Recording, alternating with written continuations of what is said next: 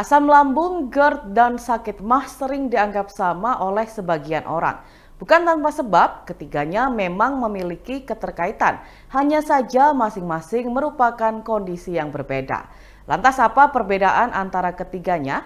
Dilansir dari Healthline, berikut penjelasan singkat mengenai perbedaan sakit MAH, asam lambung, dan GERD. Yang pertama, asam lambung. Asam lambung adalah kondisi ketika kandungan asam dalam lambung naik hingga ke kerongkongan. Ada otot melingkar yang disebut sphincter esophagus bagian bawah atau LES yang menghubungkan antara kerongkongan dengan perut.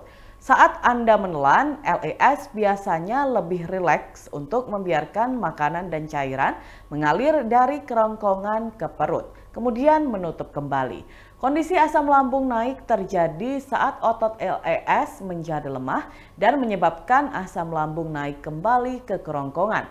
Kondisi ini umum dikenal sebagai asam lambung. Yang kedua, GERD.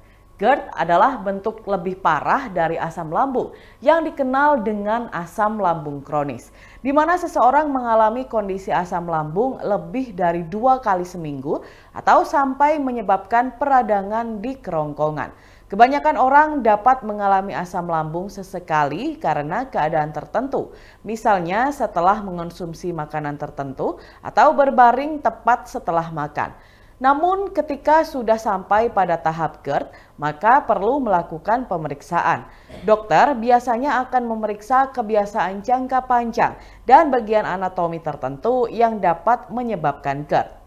Yang ketiga, MAH. Sakit MAH atau heartburn adalah kondisi mulas yang terjadi pada sistem pencernaan, khususnya di kerongkongan. Kondisi ini dapat menyebabkan sensasi nyeri ringan hingga berat di dada.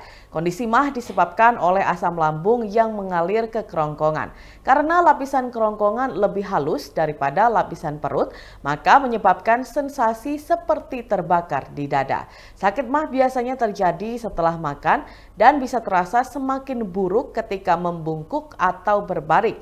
MAH juga umumnya merupakan gejala dari masalah kesehatan yang lebih parah seperti asam lambung atau GERD. Secara sederhana dapat disimpulkan bahwa asam lambung adalah kondisi medis umum yang terjadi dengan gejala ringan hingga serius.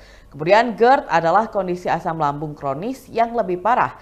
Sedangkan MAH atau rasa mulas dan nyeri adalah salah satu dari gejala asam lambung dan GERD. Untuk pencegahannya, berikut beberapa tips dilansir dari Badan Pelayanan Kesehatan Nasional Britania Raya.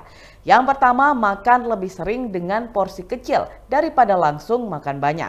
Yang kedua, membuat posisi tubuh bagian atas lebih tinggi saat tidur untuk mencegah asam lambung naik ke tenggorokan.